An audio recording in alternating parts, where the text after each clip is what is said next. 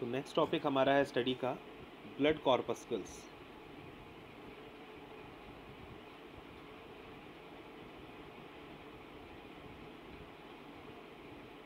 ओ है ना, CORPUSCLES, blood corpuscles. Blood corpuscles are also known as formed elements. Okay, तो formed elements कौन कौन से होते हैं?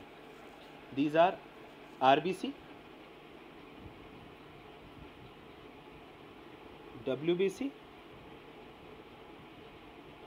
and platelets.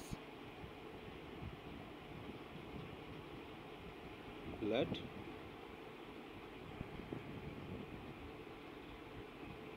platelets. Okay.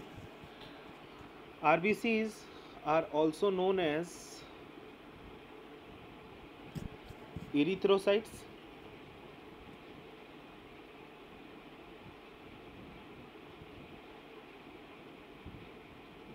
WBC are also known as leukocytes, LEUCO, ठीक है ना। ल्यूकोसाइट्स दोबारा से लिखता हूँ, ल्यूकोसाइट्स। WBC क्या है? They are leucocytes. RBCs are erythrocytes and platelets are known as thrombocytes. Platelets are called as thrombocytes. So these are the names which are given to them. तो RBC के बारे में बात करते हैं पहले। RBC कैसे होते हैं? दे आर सर्कुलर, बाइकॉन्केव, यानी दोनों तरफ से इनमें डिप्रेशन होता है। अगर हम उसको देखें from upside and down side, दोनों तरफ से गड्ढा होता है, तो बाइकॉन्केव होते हैं ये। एंड न्यूक्लियस नहीं होता है ना, they do not have any nucleus, no nucleus. तो क्या होता है कि जो न्यूक्लियस नहीं होता तो जो स्पेस है उसको कौन फिल करेगा? हीमोग्लोबिन। तो we will find haemoglobin in the RBC. It is a red colored pigment which carries oxygen and hemoglobin is iron rich pigment. तो अगर हमारे ब्लड में हीमोग्लोबिन की कमी हो जाती है तो हम आयरन रिच फूड लेंगे तो हीमोग्लोबिन का फॉर्मेशन अच्छी से होता है। तो next thing that we must study is how much RBC are there.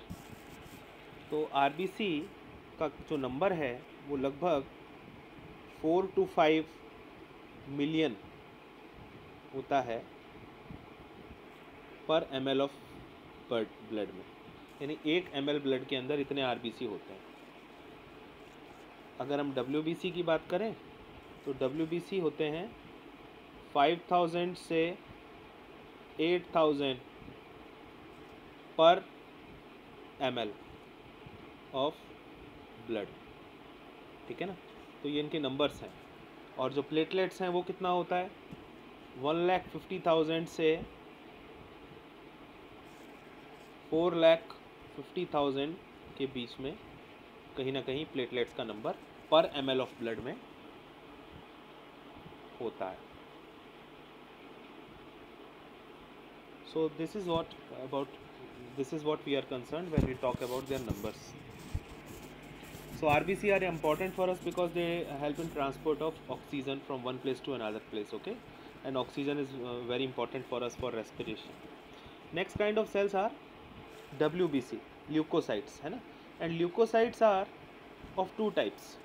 Actually सबसे पहले ल्यूकोसाइट का हम वो देख लेते हैं कि ये दिखते कैसे हैं। ल्यूकोसाइट्स है ना, leukocytes are nucleated, they contain nucleus and they are colorless and they have different shapes and sizes. अलग अलग प्रकार के शेप साइज होते हैं इनके। इन्हें हम दो पार्ट्स में डिवाइड करते हैं। पहला पार्ट है ग्रेनुलोसाइट्स, ल्यूकोसाइट्स को दो पार्ट में डिवाइड किया जाता है। पहला पार्ट है ग्रेनुलोसाइट्स। ग्रेनुलोसाइट वो ल्यूकोसाइट हैं जिनके पास साइटोप्लाज्म में ग्रेन्यूल्स होते हैं, और ये जो ग्रेन्यूल्स होते हैं ये इनके जो इम्यूनोलॉजिकल फंक्शन है, यानी इनके रोग प्रतिरोधक तंत्र को मजबूत बनाने वाले जो फंक्शन है उनको बनाने का काम करते हैं। तो immunological functions are developed by these granules. So granules यानी जैसे बूंदी बूंदी जैसी होती है ना, ऐसे ग्रेन्यूल्स अंदर पाए जाते हैं। तो ग्रेनुलोसाइट्स के टाइप क्या हैं? इनके टाइप हैं बेसोफिल्स,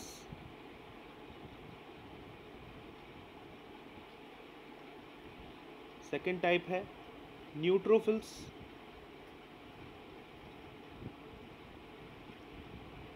तो ये ओ है यहाँ पर बेसो में, ठीक है ना, बेसो ओ है ये। एंड थर्ड इज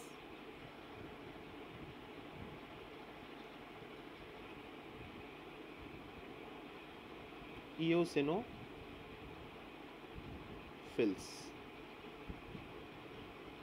ठीक है ना। इओसिनोफिल्स को हम एसिडोफिल्स भी कहते हैं,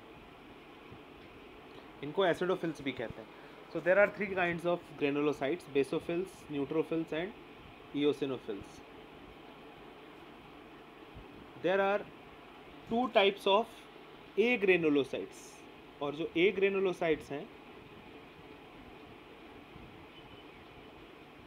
ये दो प्रकार के होते हैं। पहला है मोनोसाइट और दूसरा है लिम्फोसाइट्स।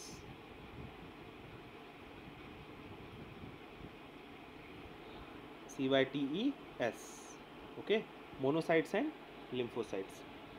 सो ज़्यादातर जो अपने जो ल्यूकोसाइट्स हैं, ल्यूकोसाइट्स मतलब WBC, इनका नेचर कैसा होता है? दे आर मोस्टली फैगोसिटिक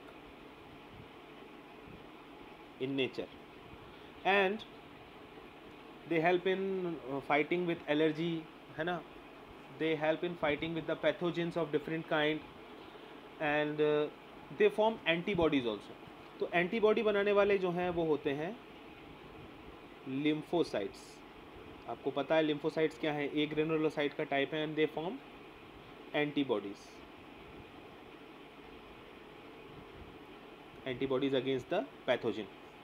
तो हमारा जो इम्यून सिस्टम है, इम्यून सिस्टम, उसको स्ट्रॉन्ग बनाने का काम कौन कर रहा है?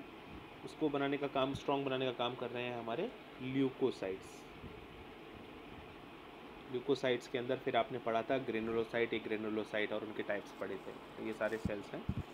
Third is the thrombocytes. तो थ्रोम्बोसाइट्स क्या है? Blood platelets. They are, thrombocytes are, they are how they appear, they are colorless, non nucleated,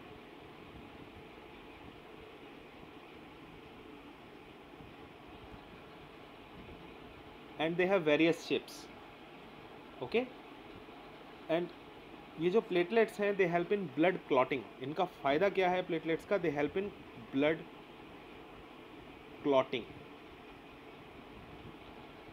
तो ब्लड की क्लॉटिंग में इनका बहुत इंपॉर्टेंट रोल होता है, एंड जब भी आपको इंजरी होती है प्लेटलेट्स हेल्प करते हैं आपको। सो फंक्शंस ऑफ ब्लड एक बार हम इसको शॉर्ट में देख लेते हैं। ट्रांसपोर्ट ऑफ न्यूट्रिएंट अगर पहला फंक्शन लें तो ट्रांसपोर्ट ऑफ न्यूट्रिएंट्स, और क्या ट्रांसपोर्ट करते हैं ये? ऑक्सीजन, है ना, और क्या ट्रांसपोर्ट करते हैं? ब्लड, CO2, और क्या ट्रांसपोर्ट होता है ब्लड से? Waste are transported, okay. Next point देखते हैं, पांचवा point, hormones are transported, and next point is transport of water, minerals, है ना, एंड एक और इम्पॉर्टेंट फंक्शन जो हमने पढ़ा, क्लॉटिंग में हेल्प करता है ब्लड। कहीं आपको इंजरी हो जाती है बॉडी में तो उस पार्ट को सील करने का काम। एंड जो एक सबसे इम्पॉर्टेंट फंक्शन जो हमें याद रखना चाहिए, इम्यून रिस्पॉन्स। तो ब्लड हमारे इम्यून रिस्पॉन्स के लिए बड़ा इंपॉर्टेंट है, बिकॉज इसमें जो सेल्स हैं वो हमारे इम्यून रिस्पॉन्स को भी सही से मेंटेन रखते हैं। इसके अलावा एक पार्ट आप कह सकते हैं कि ब्लड जो है वो बॉडी का टेम्परेचर, कांस्टेंट टेम्परेचर, तो हमारा टेम्परेचर जो है उसको मेंटेन रखने में ब्लड हेल्प करता है ना। तो हीट को कंडक्ट करता है एक पार्ट से लेके दूसरे पार्ट तक, तो टेम्परेचर को बनाए रखता है पूरी बॉडी में। तो इस तरह से जो ब्लड है उसके ये बहुत सारे फंक्शंस थे।